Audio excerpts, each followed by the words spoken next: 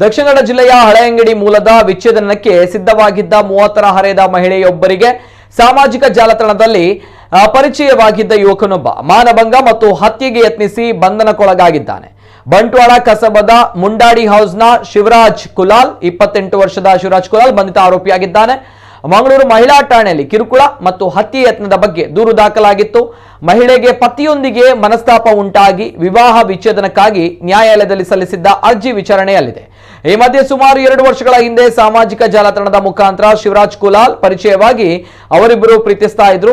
ಸುಮಾರು 6 ತಿಂಗಳುಗಳಿಂದ ಶಿವರಾಜ್ ಕುಲಾಲ್ ಮಹಿಳೆಗೆ ಮಾನಸಿಕ ಹಿಂಸೆ ನೀಡುವುದು, ಮೈಗೆ ಕೈ ಹಾಕಿ ಮಾನಭಂಗ ಮಾಡಲು ಪ್ರಯತ್ನಿಸಿದ್ರಿಂದ ಆತನಿಂದ ದೂರವಾಗಿದ್ರು ಎನ್ನಲಾಗಿದೆ. ಈ ನಡುವೆ ನಿನ್ನೆ ಸಂಜೆ ಮಹಿಳೆ ಕೆಲಸ ಮಾಡ್ತಾ ಇದ್ದಂತಹ ಬಳ್ಳಲ್ ಬಾಗ್ನ ಕಂಪನಿಗೆ ಆರೋಪಿ ಶಿವರಾಜ್ ಕುಲಾಲ್ ಬಂದು ಕೆಲಸ ಮುಗಿಸಿಕೊಂಡು ಹೋಗ್ತಾ ಇದ್ದ ಮಹಿಳೆಯನ್ನ ಬೈದು ಹೊಡೆದು ಕುತ್ತಿಗೆಯನ್ನು ಹಿಡಿದು ಕೊಲೆ ಮಾಡಲು ಪ್ರಯತ್ನಿಸಿದ್ದಾನೆ ಎಂದು ದೂರಿನಲ್ಲಿ ದಾಖಲಿಸಲಾಗಿದೆ.